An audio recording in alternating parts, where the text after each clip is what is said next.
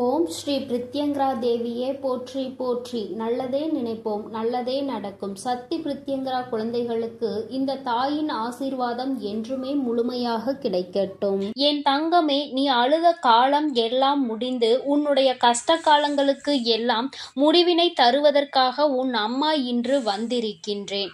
என் தங்கமே, நீ நினைக்கலாம், அம்மா கஷ்ட காலம் என்றுதான் முடிய போகிறது, நீயும் முடிந்துவிடும் என்று சொல்லிக்கொண்டே இருக்கின்றாய்.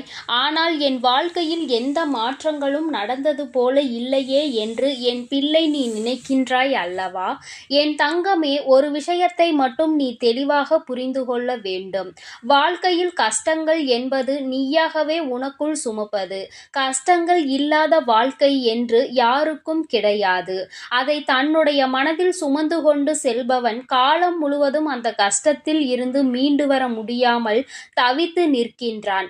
யார் ஒருவர் இந்த கஷ்டங்களை தன்னுடைய அறிவுக்கு கொண்டு சென்று அதிலிருந்து நம்மால் எப்படி வெளிவர முடியும் என்று யோசிக்கின்றார்களோ அவர்கள்தான் அந்த கஷ்டங்களில் இருந்து மிக விரைவாகவே வெளியில் வர முடியும்.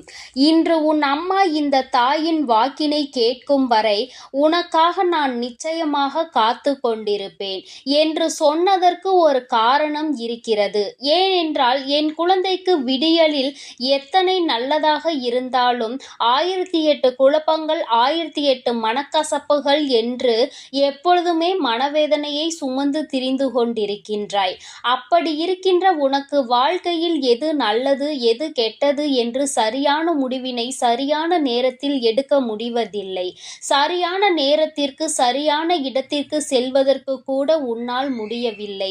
இது போன்ற சூழலில் இருக்கும் பொழுது முடிவுகளை மட்டும் எப்படி சரியாக எடுக்க முடியும்? என் குழந்தையே, நீ நினைக்கின்றாய், அது மட்டும் அல்லாமல் சுற்றி நடக்கும் அத்தனை விஷயங்களும் உனக்கு மனதிற்கு ஏதோ ஒரு நெருடலை எந்நாளும் தந்து கொண்டே இருக்கிறது. எதுவாக இருந்தாலும் நாம் சமாளித்து கொள்ளலாம் என்ற எண்ணம் உனக்குள் இப்பொழுதுதான் வர தொடங்கி இருக்கின்றது.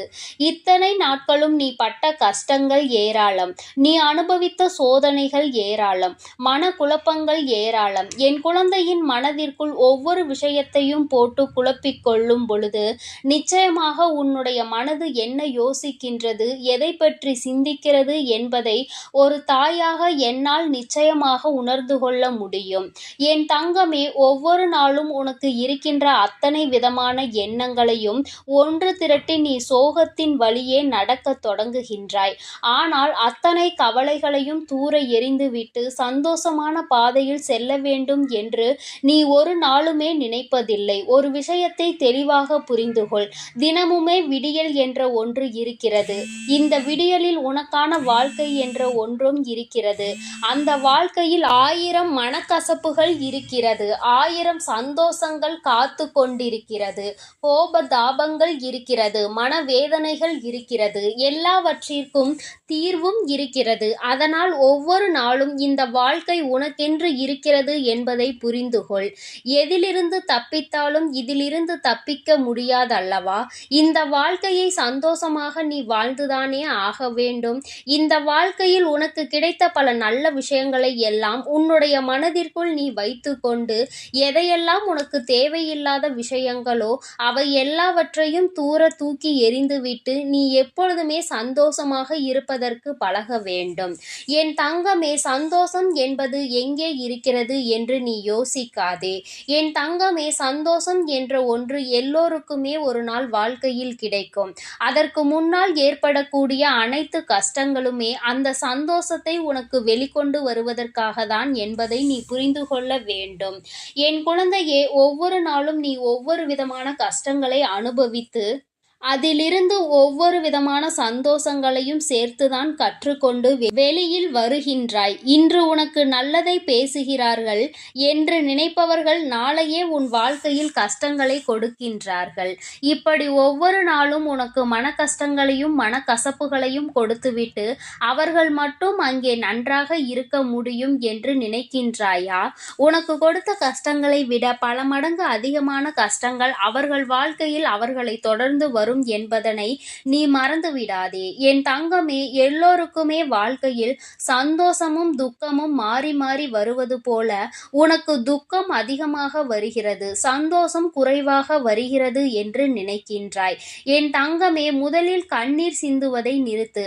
அதை உன்னுடைய மிகப்பெரிய பலவீனம். அந்த பலவீனம் உனக்குள் இருப்பதனால் என்னவோ வாழ்க்கை முழுவதும் என் குழந்தை நீ கண்ணீரையும் காயங்களையும் சந்தித்து கொண்டே இருக்கின்றாய். எப்பொழுதுமே கஷ்டத்தில் துவண்டு கொண்டிருக்கின்றாய். கஷ்டம், கவலை, கண்ணீர் என்றிருந்தால் அது உன் மீது அதிகமாக ஆசைப்பட்டு உன்னை ஒட்டி கொள்ளும். உன்னை விட்டு விலகி செல்ல அது நினைக்காது.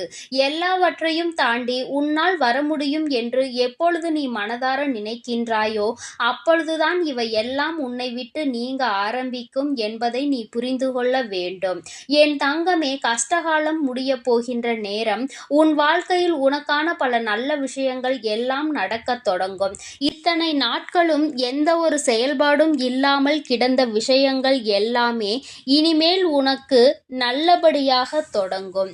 நல்ல நேரத்தை உனக்கு தெய்வம் உருவாக்கி கொடுக்கின்றது அல்லவா? இதைவிட சந்தோஷம் உனக்கு வாழ்க்கையில் வேறென்ன தேவைப்பட போகின்றது? எல்லோராலும் இது போன்ற தருணங்களை வாழ்க்கையில் சந்திக்க முடியாது. ஒரு சிலருக்கு மட்டுமே கிடைக்கின்ற பாக்கியம். அந்த பாக்கியம் இன்று என் பிள்ளையான உனக்கு கிடைத்திருக்கிறது. என் தங்கமே, உன்னுடைய கண்ணீரை தனக்கு சாதகமாக பயன்படுத்த ஒரு கூட்டமே அங்கே அலைமோதி கொண்டிருக்கின்றது. நீயும் அவர்களுக்கு ஏற்றாற் போல ஒருபொழுதும் நடந்து கொள்ளாதே. மனதை உருக்கி கண்ணீரை வெளியில் வழிகின்ற அளவிற்கு நிலை வந்தாலும் என் தங்கமே, உன்னுடைய கஷ்டங்களை நீ உனக்குள்ளே வைத்துக்கொண்டு தெய்வத்திடம் முறையிடு. தேவையில்லாத மனிதர்களிடம் எந்த ஒரு விஷயங்களையும் எப்பொழுதுமே பகிர்ந்து கொள்ளாதே. உண்மையான நட்பு, உண்மையான அன்பு என்று ஒரு உறவு இருக்கிறது என்றால் அவர்களிடத்தில் மட்டுமே நீ பகிர்ந்து கொள்ள வேண்டும். யார் ஒருவர் உன்னுடைய கஷ்டங்களை கேட்க காத்து கொண்டிருக்கிறார்களோ அவர்களிடத்தில் ஒரு நாளும் இது போன்ற விஷயங்களை நீ பேச துணியாதே.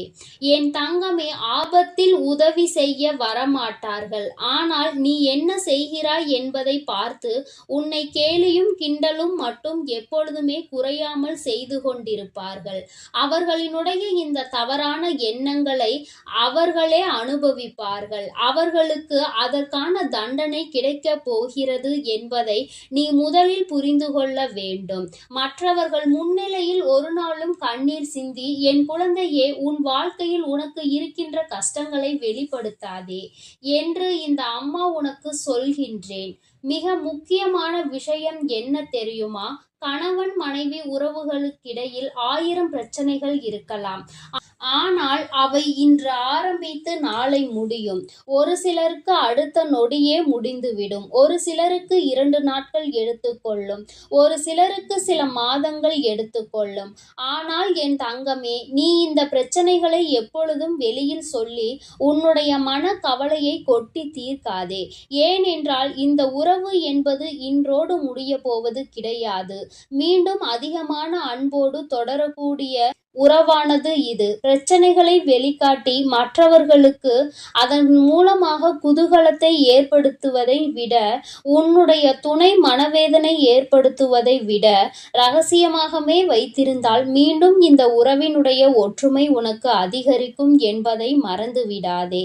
யாரை பற்றிய ரகசியங்களையும் வெளியில் சொல்லாமல் இருக்க வேண்டும் என்றுதான் அம்மா சொல்கின்றேன். அதிலும் குறிப்பாக உன்னுடைய வாழ்க்கை துணை ரகசியங்களை எந்த ஒரு சூழ்நிலையிலும் வெளியில் சொல்லிவிடாதே. அதுவே உன் வாழ்க்கைக்கு மிகப்பெரிய அமைதியை கொடுத்துவிடும். என் செல்ல குழந்தையே, இந்த வராகி அம்மாவினுடைய ஆசீர்வாதங்கள் உனக்கு எப்பொழுதும் முழுமையாக கிடைக்கும். என் தங்கம், என் அன்பு குழந்தைக்கு இந்த சக்தி பிரித்யங்கராவின் அன்பும் ஆசீர்வாதமும் முழுவதுமாக கிடைக்கும். ஓம் ஸ்ரீ பிரித்யங்கரா தேவியே போற்றி போற்றி. ஓம் ஸ்ரீ பிரித்யங்கரா தேவியே போற்றி போற்றி.